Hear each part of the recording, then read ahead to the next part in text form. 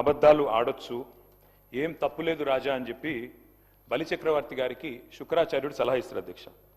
అప్పుడు బలిచక్రవర్తి ఏమంటాడంటే, చరిత్ర నిండా చాలామంది రాజులు తమ దర్పంతో మరి గర్వాతిశయాన్ని ప్రదర్శించిన వాళ్ళు ఉన్నారు.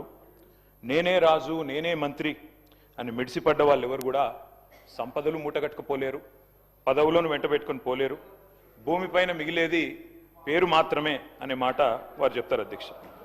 శిబి చక్రవర్తి లాంటి వారు అధ్యక్ష అడిగిన వారి కోరికలు తీర్చి ఇచ్చిన మాట నిలబెట్టుకొని, నేను శిబి చక్రవర్తి గురించి చెప్తాను, మీరెందుకు ఉలికి పడుతున్నారు నాకు అర్థం. అందుకే నేను అదే విచిత్రం అధ్యక్ష, గుమ్మడికాయలు దొంగలంటే చెప్తారు కదా అధ్యక్ష. అధ్యక్ష, రాచరికంలోనైనా ప్రజాస్వామ్యంలోనైనా సింహాసనం మీద కూర్చున్న తర్వాత, పరిపాలనలోకి వచ్చిన తర్వాత మరి పాలకులు ప్రజలకు ఇచ్చిన మాట నిలబెట్టుకుంటేనే వారికి విశ్వసనీయత, గౌరవం ఉంటుంది అధ్యక్ష. ఎవరు కూడా 1000 ఏళ్ళు ఉండరు, ఎవరు కూడా శాశ్వతంగా అధికారంలో కూడా ఉండరు అధ్యక్ష. మేము కూడా 10 ఏళ్ళు ఉన్నాం, ఈరోజు ఇక్కడ వచ్చి కూర్చున్నాం అధ్యక్ష. అధ్యక్ష, పార్లమెంటులో రాష్ట్రపతి గారు ఇచ్చే ప్రసంగానికైనా, శాసనసభలో గవర్నర్ గారు చేసే ప్రసంగానికైనా ఒక విలువ, ఒక విశ్వసనీయత ఉండాలి అధ్యక్ష. అందులో ముఖ్యంగా కాంగ్రెస్ ప్రభుత్వం కొలువు తీరిన తర్వాత తొలి గవర్నర్ గారి ప్రసంగానికి చాలా ప్రాధాన్యత ఉంటుంది అధ్యక్ష. ఎందుకంటే గవర్నర్ గారి ప్రసంగం అంటే మొట్టమొదటి ప్రసంగం, అది కూడా అంటే దానిలో తప్పకుండా ప్రభుత్వ ప్రాధాన్యాలు, వారి యొక్క ఆలోచన విధానం ఇవన్నీ కూడా ప్రతిబింబిస్తాయి కాబట్టి తప్పకుండా ఉంటుంది. నేను ఒక్క విషయం కోట్ చేస్తా ఉన్నా అధ్యక్ష. గౌరవనీయులు మన రాష్ట్ర గవర్నర్ 15 డిసెంబర్ 2023 నాడు, ఆనాడు ఇదే సభలో తమరి నాయకత్వంలో ఆ రోజు ఆనాటి గవర్నర్ తమిళిసై సౌందరరాజన్ గారు చేసిన ప్రసంగంలో ఒక్క మాట మీకు కోట్ చేసి వినిపిస్తాను అధ్యక్ష.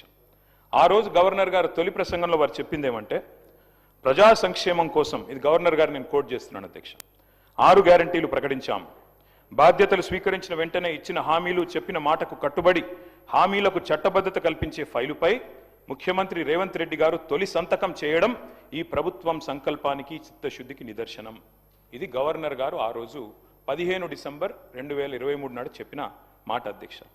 ఇవాళ నేను ప్రభుత్వాన్ని సూటిగా అడుగుతా ఉన్నా అధ్యక్ష, మరి ఏమైంది ఆ సంకల్పం, ఏమైంది ఆ సంతకం, ఎక్కడ పోయింది ఆ చిత్తశుద్ధి? మరి సంతకం పెట్టినని మీరే చెప్తారు ముఖ్యమంత్రి గారు, గవర్నర్ గారు చెప్పారు, ఏదో ఆషామాషి వ్యక్తి కూడా చెప్పలేదు అధ్యక్ష. ఆ తర్వాత అధ్యక్ష 2024 గవర్నర్ ప్రసంగం అయిపోయింది, 25 అయిపోయింది, ఇప్పుడు 26 కూడా నిన్న అయిపోయింది అధ్యక్ష. మరి ఇన్నేళ్ళైనా కూడా సీఎం గారు సంతకం చేసిన ఆ ఫైల్ ఎక్కడ పోయింది అధ్యక్ష? 28 నెలలుగా గడిచిన ఆ ఫైలు ఎక్కడ మాయమైంది?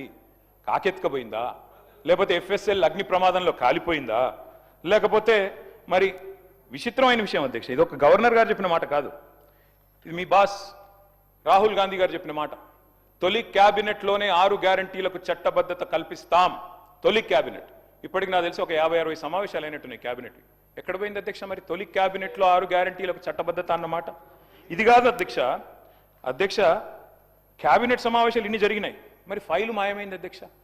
ముఖ్యమంత్రి గారు మాయమై సంతకం చేసిన ఫైలు, తొలి సంతకం, అది కూడా ఎక్కడో చాటుకు చేయలేదు అధ్యక్ష, బహిరంగంగా చేశారు, బహిరంగ వేదిక మీద చేశారు.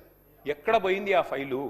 ఇవాళ నేను ప్రభుత్వాన్ని డిమాండ్ చేస్తా ఉన్నా అధ్యక్ష, ఆ మాయమైన ఫైలు ఆచూకీ కోసం స్పెషల్గా ఒక సిట్ ఏర్పాటు చేయాలని చెప్పి నేను డిమాండ్ చేస్తా ఉన్నా అధ్యక్ష. ఎందుకంటే మాట్లాడితే సిట్టు అధ్యక్ష, గవర్నర్ గారిని, అట్లాగే పవిత్ర సభని, అట్లాగే మొత్తం రాష్ట్ర ప్రజల్ని ఇవాళ మోసం చేసి గవర్నర్ గారి ప్రసంగానికి విలువ, విశ్వసనీయత లేకుండా చేశారు అధ్యక్ష.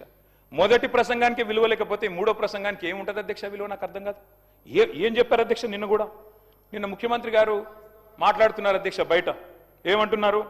0 వాల్యూ చేశాను ప్రజల ఆస్తుల విలువ కొంతమందిది అని చెప్తున్నారు అధ్యక్ష. ఇవాళ 0 వాల్యూ దేనికి ఉందంటే, ఈ రాష్ట్రంలో ముఖ్యమంత్రి గారు చేసిన తొలి సంతకానికి 0 వాల్యూ, ముఖ్యమంత్రి గారు చేసిన సంతకం ఉన్న తొలి ఫైలుకు 0 వాల్యూ, మీ గ్యారంటీ కార్డులకు ప్రజల దృష్టిలో 0 వాల్యూ, మీ డిక్లరేషన్లకు ప్రజల దృష్టిలో 0 వాల్యూ, మూసీలో మీరు ముంచుతున్న ఇళ్లకు కాదు అధ్యక్ష, విశ్వసనీయత కోల్పోయిన మీ ప్రభుత్వానికి ఇవాళ ఈ ప్రజల దృష్టిలో 0 వాల్యూ ఉందన్న మాట నేను విజ్ఞప్తి చేస్తా ఉన్నా అధ్యక్ష.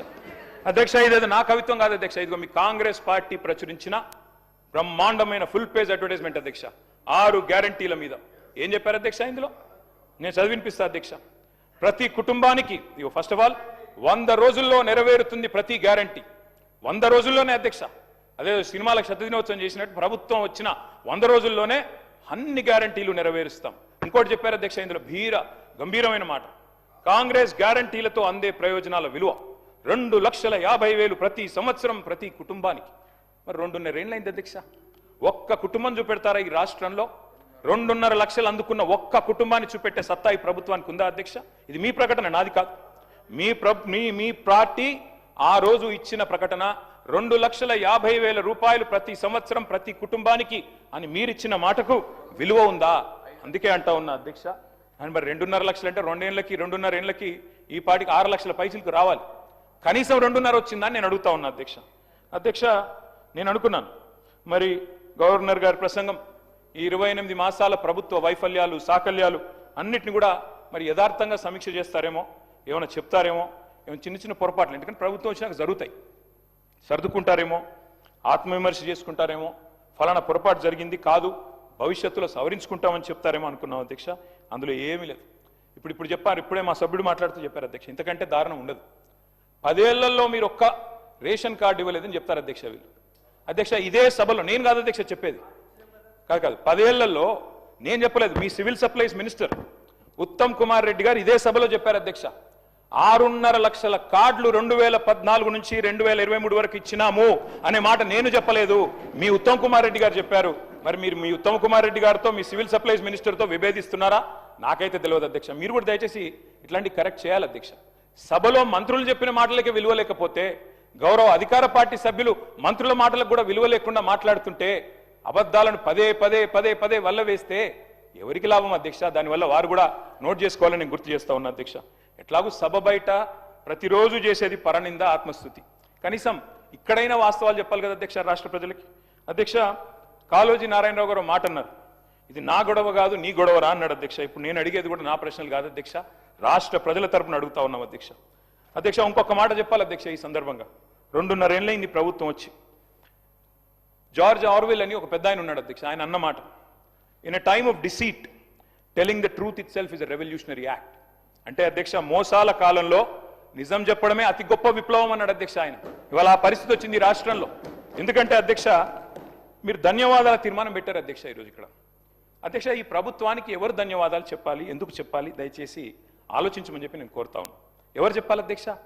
6 గ్యారంటీలు గౌరవనీయులు డిప్యూటీ సీఎం గారు ఆనాడు సిఎల్పి లీడర్ అధ్యక్ష, వారు చెప్పారు అధ్యక్ష చాలా అద్భుతంగా, ఈ గ్యారంటీ కార్డులు భద్రపరచుకోండి, 100 రోజులు జాగ్రత్త పెట్టుకోండి, 100 రోజులు బీరువాలు పెట్టుకోండి, 100 రోజుల తర్వాత కాంగ్రెస్ ప్రభుత్వం వచ్చిన తర్వాత బ్రహ్మాండంగా మరి ప్రతి గ్యారంటీ నెరవేర్చే బాధ్యత మాది. ఇది బట్టి విక్రమార్క గారు చెప్పిన మాట అధ్యక్ష, నాది కాదు. నేను అడుగుతా ఉన్నా అధ్యక్ష, ఎవరు చెప్పాలి ఇవాళ 6 గ్యారంటీలు ఎక్కడ పెట్టుకోవాలి, ఎక్కడ దాచిపెట్టాలి, ఇంకా 100 రోజుల తర్వాత కూడా ఇంకేం చేయాలి, దయచేసి ఆలోచించాలి అధ్యక్ష. అధ్యక్ష, ఇవాళ ఈ ప్రభుత్వానికి ఎవరు ధన్యవాదాలు చెప్పాలి? 4,000 పెన్షన్ కోసం ఎదురు చూసి విసిగి వేశారిన 46 లక్షల మంది ధన్యవాదాలు చెప్పాలా? లేదా 6,000 పెన్షన్ కోసం అలసిపోయిన 100 రోజుల్లో ఇస్తామని చెప్పి అలసిపోయిన 5 లక్షల మంది దివ్యాంగులు ధన్యవాదాలు చెప్పాలా? యూరియా బస్తాల కోసం లాఠీ దెబ్బలు తింటున్న 72 లక్షల మంది రైతులు ధన్యవాదాలు చెప్పాలా? లేదా నెలకు 2,500 ఇస్తామని చెప్పి 2,500 ఇస్తామని చెప్పి 1,68,00,000 మంది ఆడబిడ్డలకు మీరు ఏదైతే వాగ్దానం ఇచ్చారో మరి వారు ధన్యవాదాలు చెప్పారా? ఎవరు చెప్పాలి అధ్యక్ష? 4,000 నిరుద్యోగ భృతి అన్నారు, 2 లక్షల ఉద్యోగాలు మొదటి సంవత్సరంలో ఇస్తామన్నారు, మరి ఆ నిరుద్యోగ సోదరులు ధన్యవాదాలు చెప్పాలా? డిఏలు రాక, పిఆర్సీ లేక, బెనిఫిట్స్ అందక నరక యాతన పడుతున్న 10 లక్షల మంది ఉద్యోగులు, పెన్షన్దారులు, అవుట్ సోర్సింగ్ వర్కర్లు, వారు ధన్యవాదాలు చెప్పాలా? విషాహారంతో చస్తూ పురుగుల అన్నం తింటున్న లక్షలాది మంది విద్యార్థులు